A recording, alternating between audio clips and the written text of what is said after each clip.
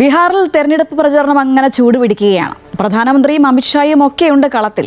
പക്ഷേ യഥാർത്ഥ പോരാട്ടം നിതീഷ് കുമാറിൻ്റെ ഒരു എക്സ്പീരിയൻസും തേജസ്വി യാദവിൻ്റെ യുവത്വവും തമ്മിലാണ്. ഉപമുഖ്യമന്ത്രിയായി മഹാസഖ്യം മുകേഷ് സഹാനിയെ നിർത്തിയത് കൃത്യമായ രാഷ്ട്രീയ നീക്കങ്ങളുടെ ഭാഗമായിട്ടാണ് എന്നാണ് വിലയിരുത്തൽ.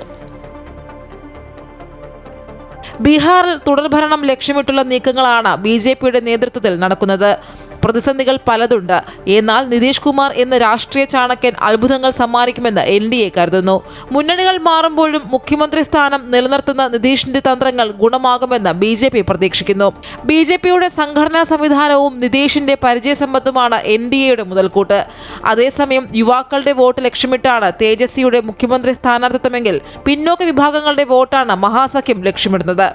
7.5 കോടി വരുന്ന ബീഹാർ വോട്ടർമാരിൽ 1.5 കോടിയിലധികം യുവാക്കളാണ്. ആ വോട്ടുകളിൽ നല്ലൊരു ശതമാനം ലഭിച്ചാൽ BJP നേതൃത്വം നൽകുന്ന ഭരണപക്ഷത്തെ മറികടക്കാനാകുമെന്ന് മഹാസഖ്യം കണക്കുകൂട്ടുന്നു. 18% വരുന്ന മുസ്ലിം ന്യൂനപക്ഷവും 14% വരുന്ന യാദവ് വോട്ടുകളും ഏറെക്കുറെ സ്വന്തമാക്കാൻ കഴിയുമെന്നാണ് RJDയുടെയും മഹാസഖ്യത്തിന്റെയും പ്രതീക്ഷ.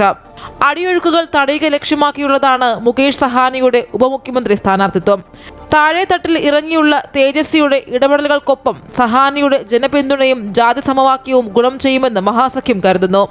9% വോട്ടുള്ള നിഷാദ് സമുദായത്തിലെയും മല്ല സമുദായത്തിലെയും വോട്ടുകൾ സഹാനിയിലൂടെ സ്വന്തമാക്കാമെന്നാണ് RJDയുടെയും കോൺഗ്രസിന്റെയും പ്രതീക്ഷ.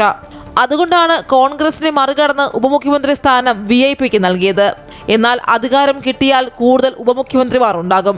28-ാം തീയതി മഹാസഖ്യത്തിന്റെ പ്രകടന പത്രിക പുറത്തിറക്കുന്നുണ്ട്. സ്ത്രീകൾക്കായി കൂടുതൽ പദ്ധതികൾ പ്രകടന പത്രികയിലുണ്ടാകും. അമൃത ന്യൂസ്, ന്യൂഡൽഹി.